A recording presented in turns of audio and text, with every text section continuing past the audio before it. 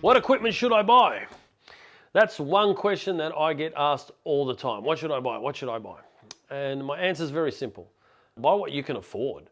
If you can afford $1,000 on buying a camera, find the best camera you can buy for $1,000.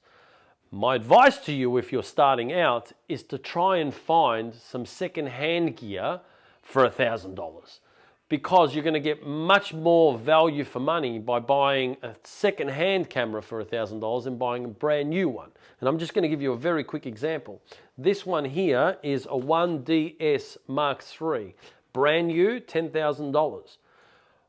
I bought this camera probably about a year and a half, 2 years after it was released for $6,000. I paid $4,000 less for a second-hand camera than I did brand new. This had 30,000 actuations on it when I bought it. The camera's rated to 300,000. It had only used 10% of its shutter life, so it still had plenty of legs in it, and it's a $4,000 saving. That's a good buy. Now, before you work out what should you buy, you should work out what are you going to shoot. Because if you're going to be a corporate photographer, then you need lenses and flashes and things like that that are going to help you do your job. Does that make sense? If you're going to be a baby photographer, you definitely don't need a 16 to 35 millimeter lens. But if you're going to be an interiors and real estate photographer, then you absolutely need this lens. So you need to first work out what it is that you want to do and what it is that you want to specialize in. And only at that point can you then work out, well, what gear do I need? A couple of tips about buying gear. Like I said, try and buy secondhand if you can, especially if you're starting out. Before you buy the gear, if you can hire it, that is going to help you make a buying decision. For example, this is a 100mm macro lens. I was iffing and ahhing about buying this lens until I hired it, and I had it for 2 weeks. I used it on a couple of jobs. Before the 2 weeks was even up, I'd already placed my order for it. Right? Now, another little tip, if you are going to buy gear and you are going to buy gear online, be careful of where your product comes in and what the serial number is going to do. For example, we bought this online. This is a 5D Mark IV. We bought it online. We saved ourselves $500 by buying this online. 8 months later, something happened and we needed to get it fixed. When we took it to get fixed, the serial number was a Japanese serial number and wasn't covered by an Australian warranty. Now you got to work out what country you're in and what are the warranties that are going to affect you. And sometimes you might think that you're saving $500, but because this wasn't covered under Australian warranty, it ended up costing us $900. So we thought we saved $500, it ended up costing $400 more. Won't do that again. Okay? I'm going to run through some of the things that we use doing what we do. We shoot lots of product and we shoot lots of corporates. Okay, so a lot of the gear that we have is there to help us be able to do our job. Can we do our job without all this fancy gear? Yeah, we can, but all this fancy gear helps. You don't find a carpenter saying, oh, hi, I'm a carpenter, and show up with an empty van. To do his job, he needs tools. To do our job professionally, full-time, we need this gear. You need to look at where you are in your journey, and you need to equip yourself appropriately. I'm going to start with a couple of things that I think are absolute must-haves. Tripod. You've got to have a tripod, right? To do what we do, you've got to have a tripod. This particular tripod has got a really nice grip that allows me to be able to grab it, loosen the whole thing, and be able to just, I'm good to go. Okay? It's got a beautiful ball head.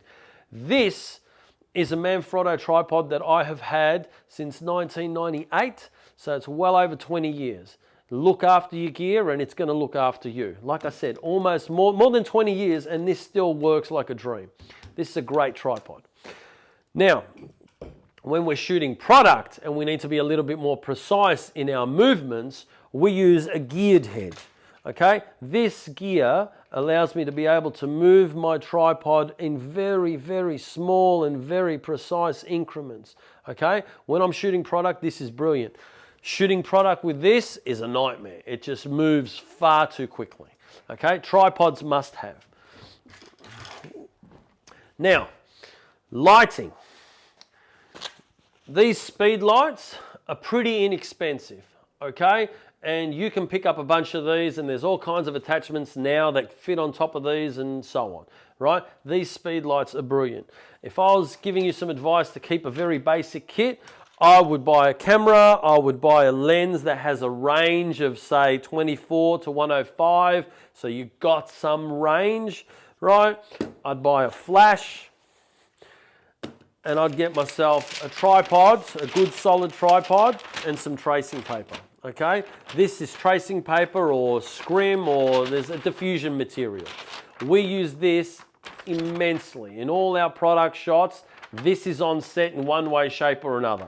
Now, it comes in a big roll, and then we then go away and make these frames. So these are just solid timber frames. We screw them together and we tape our scrims onto that. And it allows us to be able to diffuse our lights in the most beautiful way possible, okay? Light stands. We've got lots and lots of different light stands, okay? These are C stands. These are solid behemoth stands.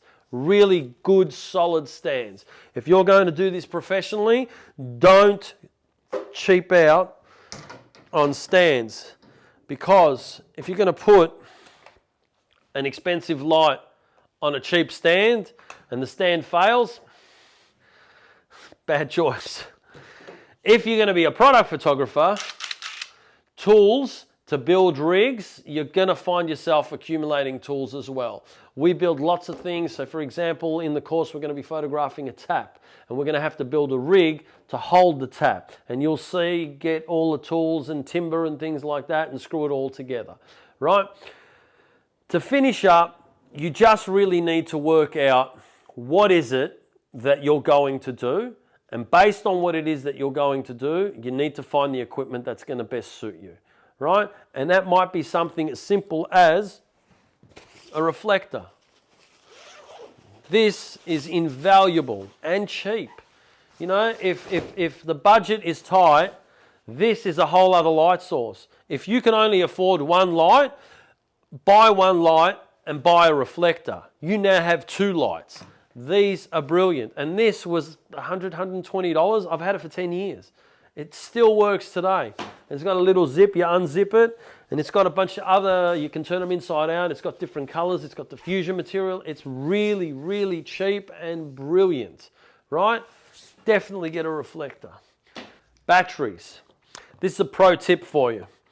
You can never have too many batteries in your case, right? Anytime we go out on location, our bag, we normally have a bag just for batteries, right? If you're working on a job and there's lots going on, you will inevitably end up mixing good batteries and dead batteries. And you've got to work out which one's flat and which one's not. So this is a really cool trick for you to be able to work out which is flat and which is not. If you take the batteries and you bang them on the floor, one will bounce and one won't. The one that bounced, that's flat. The one that doesn't, that's full. Another pro tip is coins. Little coin like this, throw that in your bag, because these little screws that you need to open and unlock to screw things into the bottom of your camera, these little it's 10 cents. Stick that in your bag, it's better than a screwdriver.